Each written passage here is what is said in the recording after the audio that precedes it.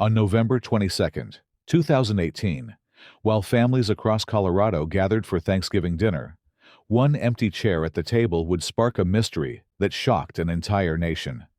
In Woodland Park, a quiet mountain town where everyone knows their neighbors, 29-year-old Kelsey Berreth walked into a Safeway store with her 1-year-old daughter. The security cameras captured her last known movements, pushing a shopping cart, holding her little girl, completely unaware these would be her final moments caught on film. Kelsey was a skilled flight instructor, dedicated mother, and trusted friend. Her sudden disappearance left her family searching for answers that would lead them down a path of unimaginable horror. The investigation revealed text messages sent from her phone days after she vanished. Her car remained parked outside her home, her belongings untouched. But Kelsey was gone.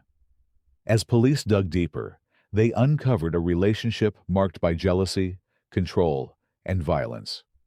Patrick Frazee, Kelsey's fiancé and father of their child, maintained his innocence while carefully orchestrating an elaborate cover-up. But walls of deception eventually crack, and when they did, the truth emerged through the testimony of his former girlfriend, Crystal Lee. The details she revealed turned this missing persons case into a calculated murder plot. On that Thanksgiving day, while the scent of turkey and pie filled homes across America, Kelsey Berreth faced unthinkable violence in her own home. Blood evidence told investigators a story of struggle, of desperate final moments, of a mother who never had a chance to say goodbye to her baby girl. The trial exposed Patrick Frazee's methodical planning, his multiple attempts to recruit help, and his cold determination to eliminate Kelsey from his life. The courtroom fell silent as witnesses described how he beat her to death with a baseball bat, how he burned her body to destroy evidence, how he manipulated others to assist in concealing his crimes.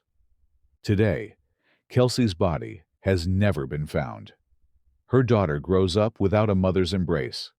The community of Woodland Park still feels the weight of loss, wondering how such violence could hide behind familiar faces.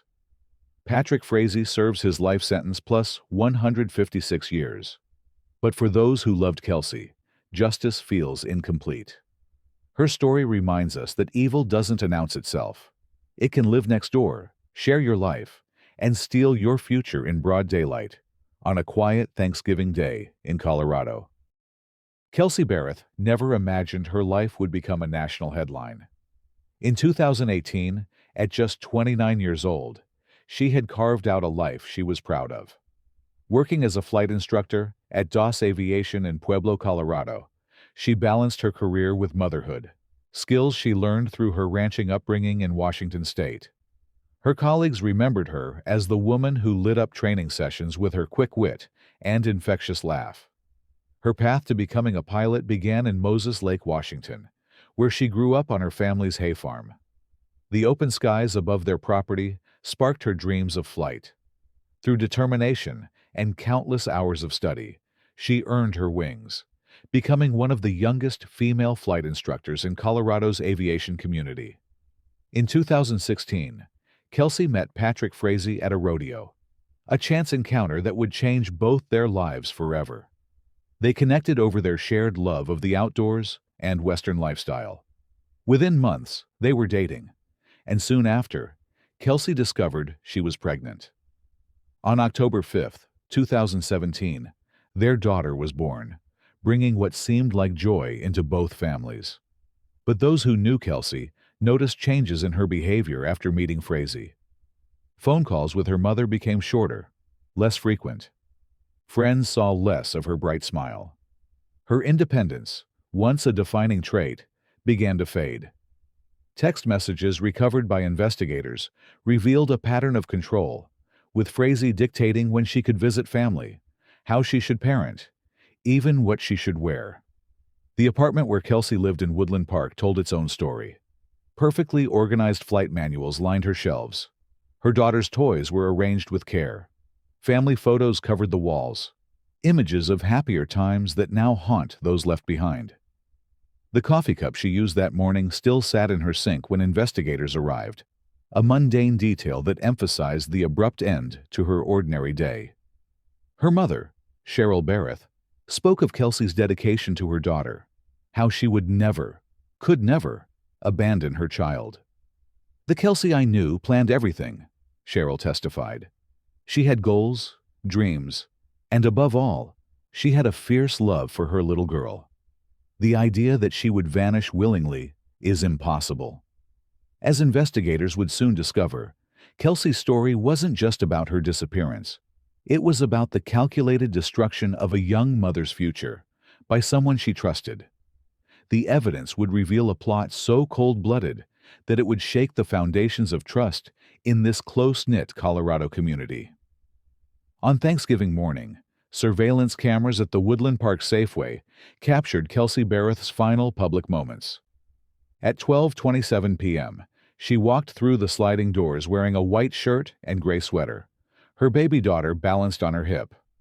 The security footage shows her selecting items, checking out, and leaving at 12:42 p.m. This ordinary shopping trip became the last verified sighting of Kelsey alive. After leaving Safeway, Kelsey drove to Patrick Frazee's ranch to drop off their daughter, a custody exchange that had become routine. Her phone records show she texted Frazee at 12:53 p.m. "I'm here." No one knew these would be her last words to the outside world. 3 days passed before anyone noticed something was wrong. On November 25th, Kelsey's supervisor at Doss Aviation received text messages from her phone, claiming she needed time off. The messages seemed strange, out of character. Her mother, Cheryl, tried calling repeatedly. Each call went straight to voicemail. Inside Kelsey's townhouse, investigators found a scene frozen in time. Fresh groceries from Thanksgiving sat in the refrigerator. Her makeup remained arranged on the bathroom counter. 2 warm winter coats hung by the door. Strange for someone who might have chosen to leave. Her vehicles stayed parked outside, collecting snow and frost. December 2nd brought another puzzling development. Kelsey's phone pinged off a tower in Gooding, Idaho, nearly 800 miles from her home. Text messages sent from her number to Frazee and her employer claimed she was heading to visit family in Washington. But Kelsey's family confirmed they weren't expecting her. The investigation intensified when police discovered surveillance footage from Kelsey's neighbor's camera. It captured audio of sounds coming from her townhouse on Thanksgiving night, sounds that would later be identified as the brutal attack that ended her life. "The timeline haunted us," Detective Stephanie Courtney would later testify. Here was a young mother who vanished between routine errands, her bank accounts untouched, passport in her drawer, medications still in her bathroom cabinet. People don't just evaporate without leaving traces. Local businesses and community members organized search parties. They combed through the dense Colorado forests, checked abandoned mines, and distributed flyers across multiple states. But as December wore on, hope began to fade. The temperature dropped below freezing, and snow blanketed the ground, erasing any potential evidence. On December 14th, investigators executed their first search warrant on Frazee's ranch. What they discovered in Kelsey's townhouse would transform a missing persons case into a homicide investigation. Blood spatter, invisible to the naked eye, but revealed by luminol, told a story of violence that no one was prepared to hear. The peaceful mountain town of Woodland Park would never be the same. Patrick Frazee presented himself as a grieving fiancé, a concerned father searching for answers. He stood before news cameras, his face emotionless, claiming he wanted Kelsey home. But his actions told a different story. While hundreds searched the Colorado wilderness, Frazee never joined a single search party. He never posted a flyer. He never called Kelsey's phone. "I found it strange," Detective Joseph Harris recalled, "that when we interviewed Frazee, he spoke about Kelsey in the past tense. This was just days after her disappearance." The investigation revealed that beneath Frazee's carefully constructed image of a hard-working rancher lay a calculated killer. His ranch in Florissant, Colorado, became the focus of intense scrutiny. Investigators discovered Frazee had been leading a double life. While engaged to Kelsey, he maintained a relationship with Crystal Lee, an Idaho nurse who would become the key to unraveling this case. Phone records showed hundreds of calls between Frazee and Lee in the months leading up to Kelsey's murder. December brought a breakthrough. Crystal Lee broke her silence. She detailed Frazee's multiple attempts to convince her to murder Kelsey. "He asked me to poison her coffee," Lee testified, her voice shaking. "He wanted me to beat her with a metal pipe. When I couldn't do it, he took matters into his own hands." The truth emerged through Lee's testimony. On Thanksgiving Day, Frazee beat Kelsey to death with a baseball bat, while their baby daughter sat in another room. He forced Lee to drive from Idaho to Colorado to clean up the crime scene. "There was blood everywhere," Lee recalled, describing how she spent 4 hours cleaning Kelsey's townhouse. "On the walls, under the floorboards, on the baby's toys." Frazee's plot extended beyond the murder. He burned Kelsey's body at his ranch, using motor oil and gasoline to destroy evidence. He created fake text messages from Kelsey's phone to establish an alibi. He told different stories to different people about Kelsey's whereabouts, each tale more elaborate than the last. His own words condemned him. In recorded conversations, Frazee told Lee, "No body, no crime." He believed he had committed the perfect murder. But small details betrayed him. Security footage showing him at Kelsey's townhouse when he claimed to be elsewhere, cell phone data tracking his movements, and the damning testimony of those he tried to involve in his scheme. The man who once held Kelsey's trust had plotted her death for months. He used their daughter as bait, knowing Kelsey would never suspect the father of her child capable of such violence. As one investigator put it, Frazee didn't just take Kelsey's life. He betrayed every principle of love, trust, and parenthood. The investigation into Kelsey's disappearance turned critical when detectives uncovered surveillance footage from multiple cameras around Woodland Park. Each frame revealed another piece of the timeline. "We watched hundreds of hours of footage," lead detective Stephanie Courtney explained. "The cameras never showed Kelsey leaving town, but they did capture Patrick Frazee's truck, making repeated trips to her townhouse." December 2018 brought the first major breakthrough. Cell phone records revealed a disturbing pattern. While Kelsey's phone traveled to Idaho, GPS data showed it followed the exact route of Crystal Lee's journey back home. FBI analysts confirmed that Frazee and Lee exchanged 46 phone calls on November 22 alone, Thanksgiving Day, when Kelsey disappeared. Detective Marcus Phillips discovered a crucial witness, a neighbor who heard the sounds of what they thought was furniture moving from Kelsey's townhouse late on Thanksgiving night. The timing aligned perfectly with Crystal Lee's eventual confession, Phillips stated. What the neighbor heard wasn't furniture, it was the sound of murder. The investigation accelerated when police executed search warrants at Frazee's ranch. Cadaver dogs alerted to multiple locations on the property. Near the barn, investigators found a disturbing burn site. The ash pile contained metal fragments, melted plastic, and traces of accelerant. Forensic expert Dr. Maria Thompson testified. The intense heat suggested someone tried to destroy evidence. Crystal Lee's cooperation opened floodgates of evidence. She led investigators to locations where Frazee disposed of evidence: a bridge where he threw Kelsey's phone, dumpsters where he discarded bloody items, and the exact spot where he burned Kelsey's remains. "He made me watch the fire," Lee testified, her voice breaking. "He said he wanted to make sure every trace of her was gone." The investigation revealed Frazee's elaborate attempts to create alibis. He strategically placed calls from different locations, asked friends to vouch for his whereabouts, and even took his daughter to Thanksgiving dinner at a friend's house, hours after killing her mother. His attention to detail showed premeditation, prosecutor Jennifer Wallace stated. This wasn't a crime of passion. It was calculated murder. Financial records exposed another motive. Frazee faced mounting debts, and Kelsey's life insurance policy named him as beneficiary. Bank statements showed he researched ways to claim the insurance money just days after her disappearance. He thought he could profit from her death, financial investigator Robert Martinez revealed. But his greed left a paper trail. As evidence mounted, investigators faced their biggest challenge: finding Kelsey's remains. Despite extensive searches of the ranch and surrounding areas, her body was never recovered. The fire destroyed everything, forensic anthropologist Dr. James Kent explained. But the absence of remains doesn't erase the truth of what happened here. The sanctity of Kelsey's home was shattered on that fateful Thanksgiving Day. Within its walls, the final moments of her life played out in a horrifying display of violence. The blood spatter that stained the floors and walls told a story of terror and a mother's desperate last stand. Investigators pieced together the grim details, their hearts heavy with the weight of such a senseless crime. The evidence painted a picture of unimaginable brutality.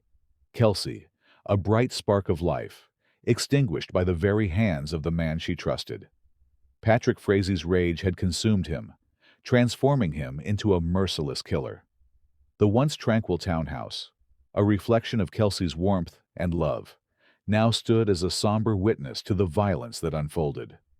Her daughter's toys, scattered amidst the chaos, were a haunting reminder of the innocent life that had been torn apart. The coffee cup, left untouched in the sink, a silent testament to the abrupt end of Kelsey's ordinary day.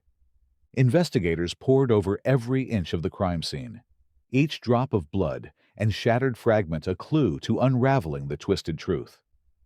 Luminol revealed the extent of the struggle, the desperate fight for survival that Kelsey had waged against her attacker.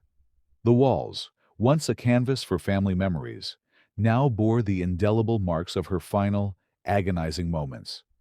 In the silence that followed, the very air seemed to hold its breath, as if the world itself mourned the loss of this vibrant young woman. Kelsey's absence echoed through the empty rooms, a void that could never be filled. The truth, as brutal as the crime itself, was that Frazee's hands were stained with her life, his heart hardened by a darkness that defied all understanding. The sanctity of her home had been desecrated, the safety she once cherished reduced to a nightmare. Kelsey's story, once a tapestry of dreams and aspirations, had been violently ripped apart, leaving behind only the haunting remnants of a life cut tragically short. The stately courtroom stood as the battlefield where justice would wage its war. Here, the truth would be laid bare, the demons of this tragedy confronted face to face. The prosecution, armed with the weight of evidence, prepared to expose the monstrous act that had shattered a family and rocked an entire community. Across the aisle, the defense sought to sow seeds of doubt, grasping at any thread that might unravel the meticulously constructed case. But the facts, the testimonies, they all converged on a single name: Patrick Frazee. The man who had once held Kelsey's trust now stood accused of her cold-blooded murder, his veneer of innocence stripped away by the overwhelming tides of truth. As the trial began, a hush fell over the courtroom, the air thick with the palpable tension of a community seeking answers, hungry for closure. Prosecutors methodically laid out the timeline, each detail a carefully placed brick in the foundation of their case. Surveillance footage, phone records, financial documents, all woven together to paint a portrait of a man consumed by greed and a twisted desire for control. Crystal Lee, the former girlfriend turned key witness, took the stand, her voice trembling with the weight of the secrets she had carried. Her testimony offered a chilling glimpse into the mind of a killer, recounting Frazee's multiple attempts to enlist her in his murderous plot. The courtroom fell silent as she described the horrific scene she had been forced to clean, the blood that had stained every corner of Kelsey's once peaceful home. The defense, in a desperate attempt to sway the jury, offered a litany of alternative theories, grasping at the slightest inconsistencies. But the evidence, like iron shackles, bound Frazee to the crime. Forensic experts testified to the trace evidence, the match marks, the damning connections that linked the defendant to the scene of the tragedy. With each passing day, The noose around Frazee's neck tightened. The prosecution's case, built upon a foundation of meticulous investigation and unshakable facts, left little room for doubt.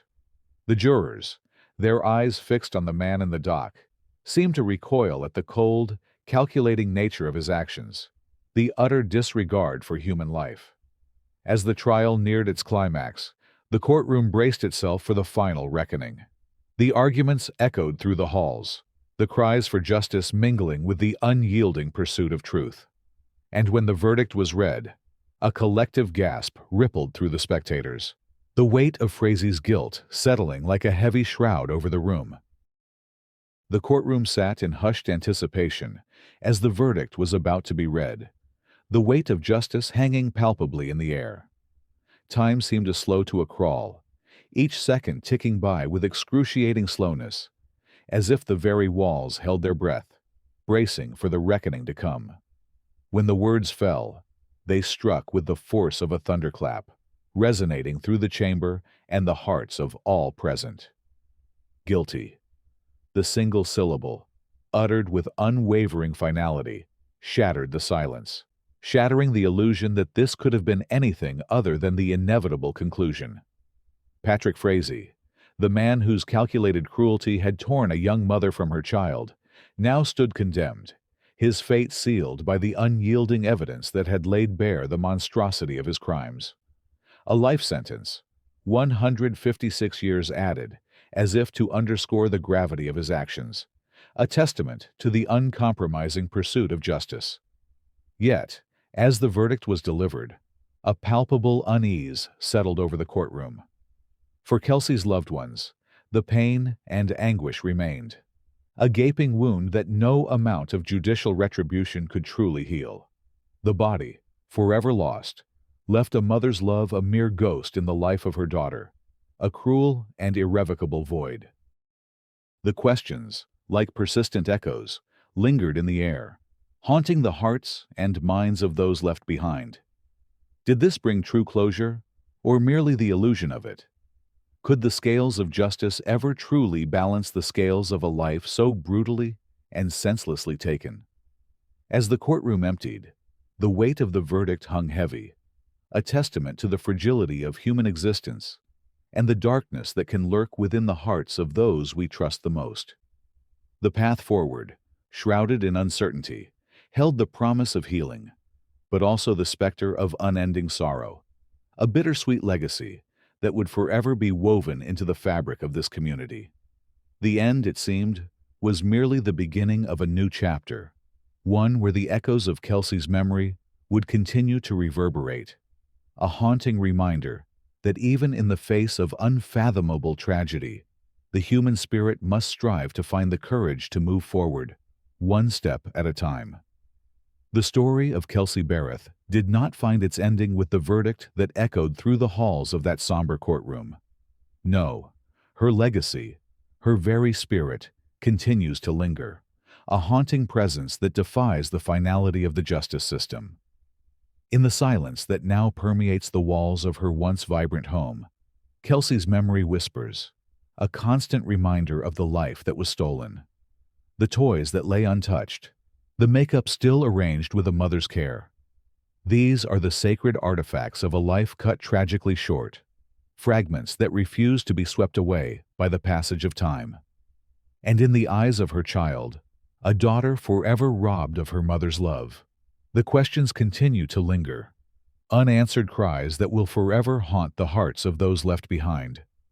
How does one find peace when the very foundation of their world has been so mercilessly shattered? This documentary, Colorado Murder, the Kelsey Berreth Story, is not merely a tale of a senseless murder. It is a testament to the resilience of the human spirit, a poignant exploration of the depths of love and the darkness that can reside within the most trusted of hearts. As the community gathers, their collective breath held in a suspension of disbelief, they bear witness to the echoes of Kelsey's voice, a demand that her memory never be forgotten. For in the end, it is not the verdict that truly matters, but the lasting impact of a life that burned so brightly, a love that refuses to be extinguished. So, we invite you, the viewer, to join us on this journey, to bear witness to the haunting legacy of Kelsey Berreth. Subscribe to our channel, share this documentary, and help us ensure that her story, her very essence, lives on, a testament to the power of resilience, the endurance of love, and the unwavering pursuit of justice.